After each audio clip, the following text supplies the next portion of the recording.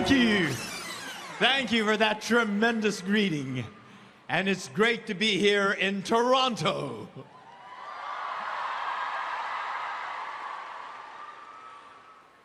The energy I feel here is just like at a Star Trek convention. Did you know that Star Trek is now over 50 years old? And I'm a veteran of the Starship Enterprise. As Lieutenant Sulu, I soared through the galaxy, driving that massive starship with a crew that hailed from all over this planet. People of many different races, cultures, and faiths, all working together as a team. We were smarter, stronger, and more successful, going where no one had gone before. Our motto was infinite diversity in infinite combinations. We depicted the utopian world of the 23rd century. That utopian world was science fiction. We live today in our world of real challenges of the 21st century. We live in a time of division, conflict, hate. And in my own childhood, I lived through a horrible chapter of history. On December 7th, 1941, Japan bombed Pearl Harbor and plunged the world into a second World War. And overnight, Americans and Canadians of Japanese ancestry were looked at with suspicion and fear and hatred, simply because we happen to look like the people that bombed Pearl Harbor. Our two nations were swept up in war hysteria and race prejudice.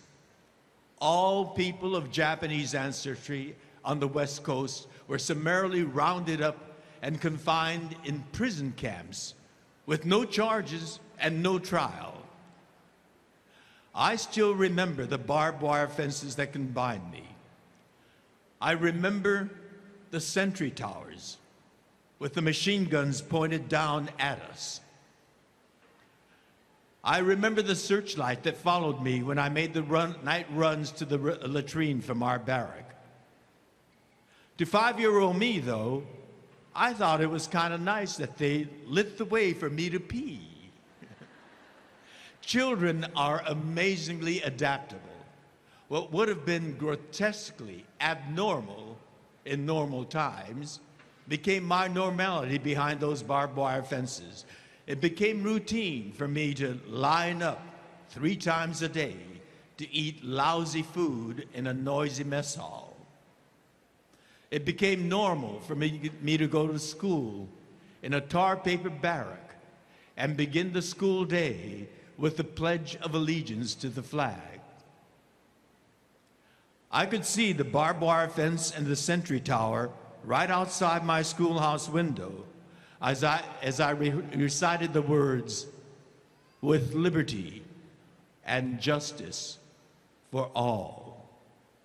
Too young to understand the stinging irony in those words. The war ended and we were freed, just like that. The government gave us a one-way ticket to anywhere in the country that we wanted to go to, and $25.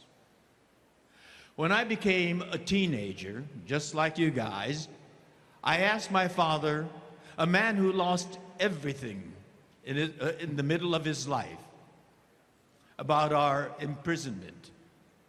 I learned from him that our democracy is a people's democracy.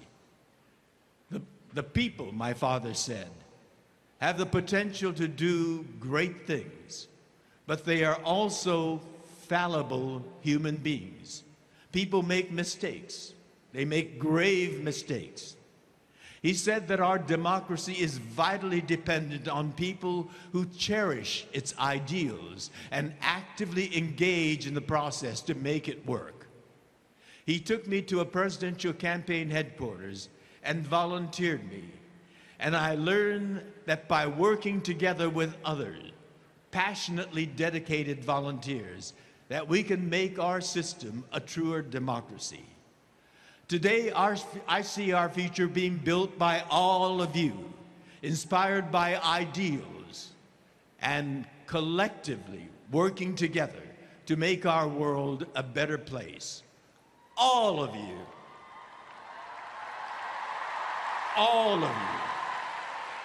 in our infinite diversity, in infinite combinations, boldly going where no one had gone before.